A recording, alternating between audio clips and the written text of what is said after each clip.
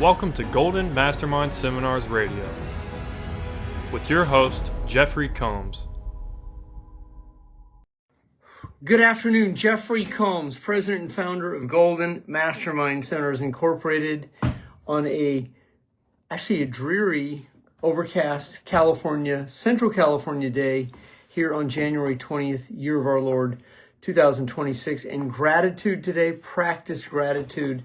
And I'll be covering that throughout this Facebook Live here today. And the content today will be gold. I will reiterate that throughout the topic today. Topic for today is a very unique topic. It's a topic I've covered many times. I never get tired of this topic. And this topic is very unique, and it's a very, very misunderstood, and it's an overwhelming topic. Many people get overwhelmed with my topic, and my topic is letting go of control.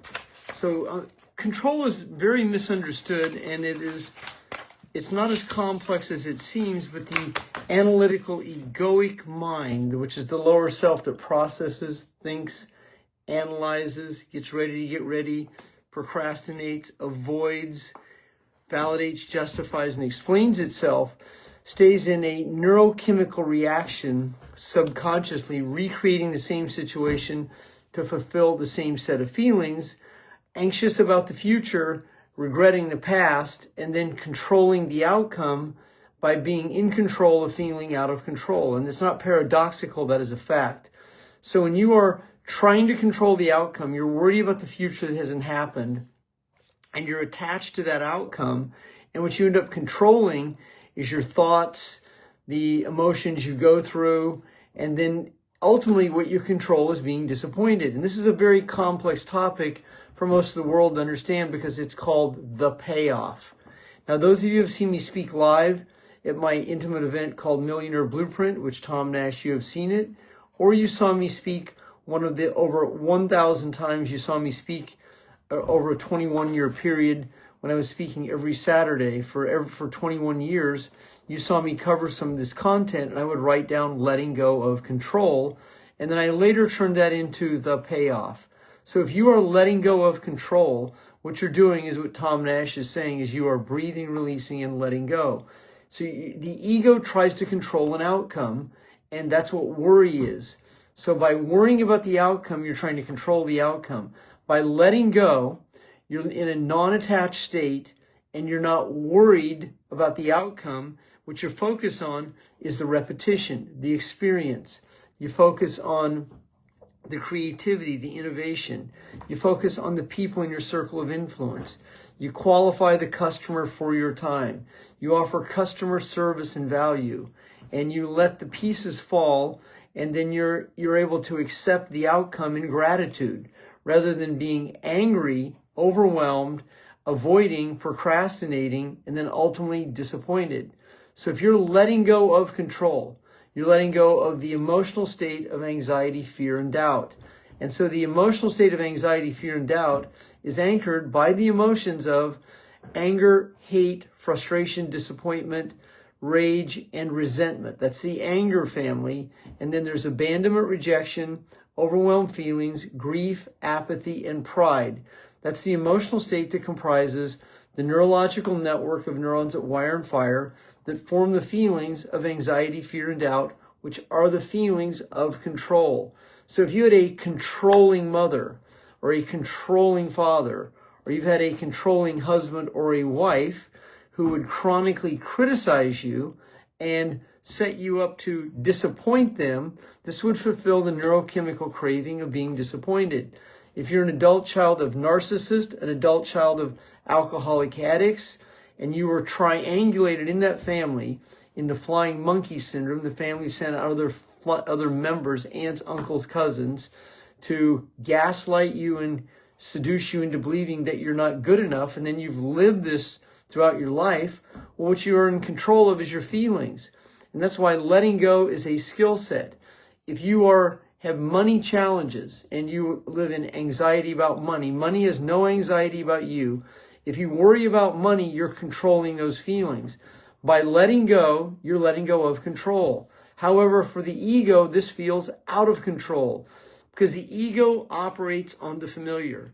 The ego is regulated by anxiety, fear, and doubt.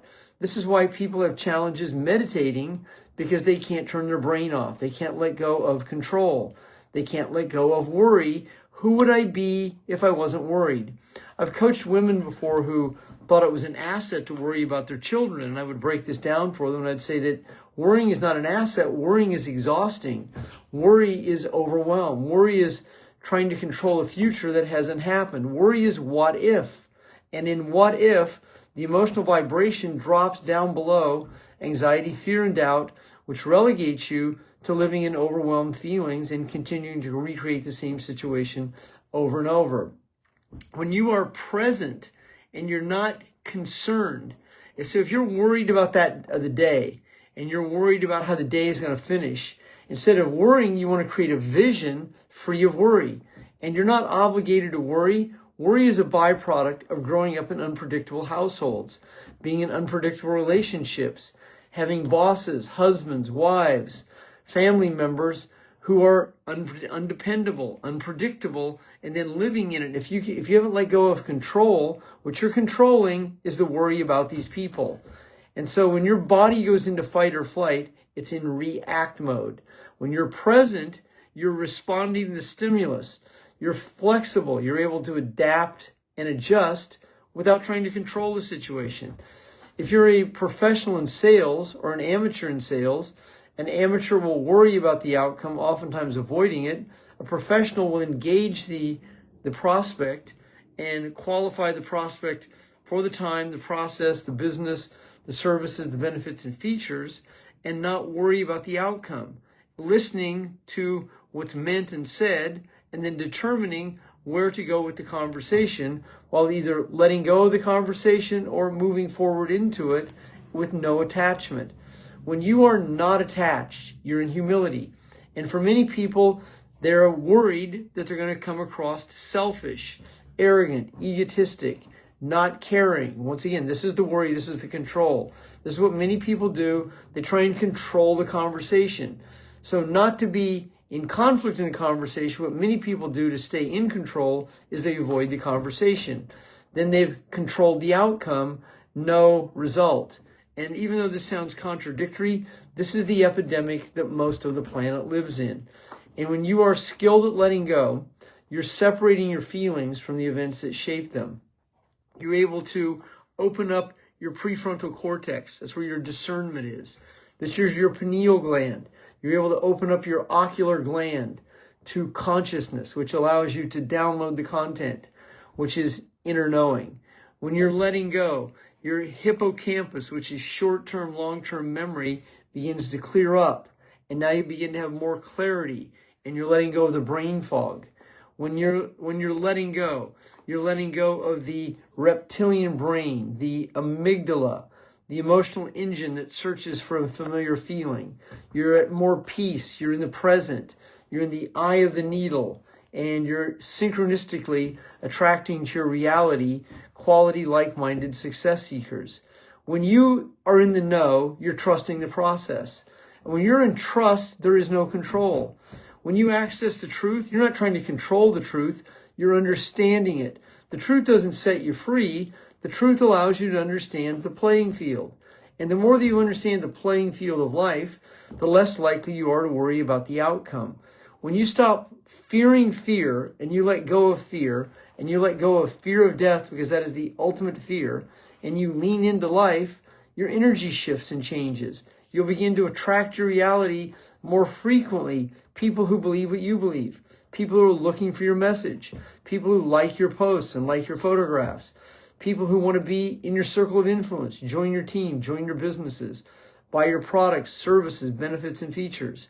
And when you are committed to having back-to-back days in sobriety with no more cheat days, you have a much higher probability, once again, of attracting more quality, like-minded success seekers who believe what you believe.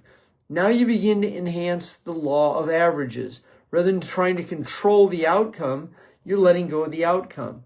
And then you're not in the yeah, but what if routine. And that's where so many people live.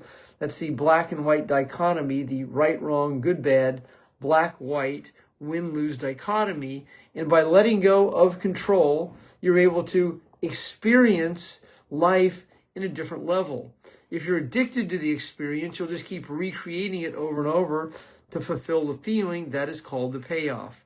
As you let go and have a better understanding of what the payoff is and isn't, you can live in the solution rather than avoid the solution. When you live in the solution, the results are going to be more favorable more frequently. When you're anxious about the responsibility, then what you end up holding on to is control. And ultimately, what you control is your disappointment, your procrastination, your tendency to avoid, your inability to create money, and you hold on to the same situation to fulfill the same set of feelings. Now, if you're following along from the email and syllabus, Ashley, good to see you this afternoon. I saw your post on LinkedIn. It was awesome. Every Monday, my assistant sends out the syllabus for the Tuesday call, and so this is letting go of control. And on the syllabus, what many people do is they control disappointment. They recreate disappointment over and over to fulfill the neurochemical craving of being emotionally addicted to a set of feelings. Now I'm going to move down here to step number 5. I've covered most of the content here, but the breakthrough factor of letting go of control is the ability to be honest, the courage to be honest. Because once you allow yourself to be honest and you're letting go of control, you're letting go of who am I going to be without sugar? Who am I going to be without alcohol? I can't leave this relationship because I'm not sure if I can do it alone. That's one of the areas that many people control. I've seen people be in dysfunctional jobs and dysfunctional relationships, but the ego won't let go because the ego is attached to the drama, trauma, chaos. And even though that sounds ridiculous, sounds crazy, it's not. It's what an addict will do because an addict is an addict, and an addict always wants a little more. And when I say addict in this context, I'm talking about people who are addicted to a set of feelings that they recreate to fulfill the feeling, and so they control disappointment. I thought I'd be further along. That's disappointment. I can't believe no one is joining me, signing up with me. Well, that's disappointment. So if you can't believe it, that means you're in denial. And that's what control is holding on to denial, avoiding the truth, living in falsehood so you can recreate the same situation over and over to control the outcome. And this is what many people do, especially when it comes to relationships. They avoid relationships because relationships are difficult. Relationships are frightening. I'm not sure if I can attract someone. I mean, this is control, controlling the outcome by avoiding the solution. And as you have a better understanding of the context of what that means, and you stop trying to figure it out in your left brain, and you stop analyzing it, thinking about it, you stop justifying it, validating it, and most importantly, you let go of denial because the pleasure isn't worth the pain. You've drugged this 10-foot grandfather clock around your life for so many years.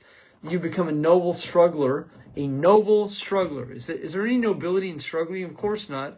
But noble strugglers struggle because they struggle. They have a level of nobility about that, and they want to tell you about it, or they want to let you know how exhausted they are, or how overwhelmed they are. And you can tell them real quickly because they TTM, they talk too much. So in letting go of control, what you are letting go of is you are letting go of the outcome that no longer serves you. You are learning to be present and be in a non-attached state where you're not attached to the outcome. So that means if you go on a date, it's not life or death. And if you engage in a conversation, isn't make or break. And you're able to diplomatically let people go on command without the attachment. As you allow people to join your life, that is called the vacuum law of prosperity. When you hold on to people in your life and can't let go, that is called codependency. And the deeper that you understand why you do what you do, then you will no longer be the mind-body connection to the events that shape the feelings. That's why letting go of control is a skill, being present is a skill, and the energy that will bring you into higher consciousness automatically like that is gratitude. And in the same breath, while being grateful, it is your responsibility to be rigorously honest with yourself. So the combination of honesty and gratitude raises the vibrational energy, improves who and what you attract, because as you are letting go of falsehood and lies and denial, You're now opening yourself up to the possibility of ideal connections, a soulmate, a teammate, people in your circle of influence that you can collaborate with. And you're not trying to control the outcome or worried about them. When you take on teammates or other people and you try to control them, it backfires because then they leave you. They know that you are controlling. They know that you have narcissistic tendencies. They know that you are scared and worried about the outcome, and they don't see you as a leader or a leader grower. What they see you as someone who's worried, and they let go of that relatively quickly because that energy is toxic, doesn't qualify for people's times, does not inspire people, and keeps recreating the same situation to fulfill the neurochemical craving of being disappointed. As you have a better understanding of the content and then contextualization of it, the context, you're beginning the process of letting go in a relaxed body. My name is Jeffery Combs, president and founder of Golden Mastermind Seminars Incorporated. If you're a former client and would like to speak to me regarding my one-on-one coaching, I would be honored to do that. If you're an existing client and you'd like to upgrade your coaching, I'd be honored also. Or you're brand new and would like to speak to me, send me a Facebook message. I would be honored to connect with you. Breathe, release, and let go in a relaxed body. Have a great afternoon, everyone.